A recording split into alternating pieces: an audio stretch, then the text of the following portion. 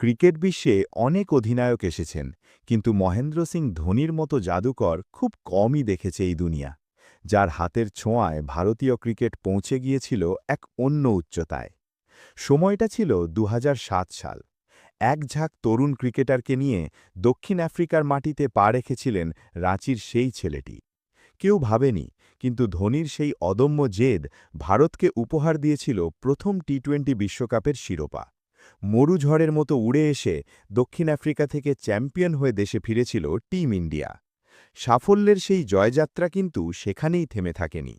ঠিক ৪ বছর পর ২০১১ সালে ঘরের মাঠে আবারও জ্বলে উঠলেন মাহি।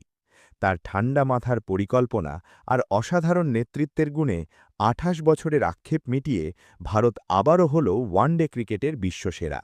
মুম্বাইয়ের সেই ওয়াংখেড়ে স্টেডিয়ামে ধোনির জয়সূচক ছক্কাটি আজও প্রতিটি ভারতীয়র হৃদয়ে গেঁথে আছে।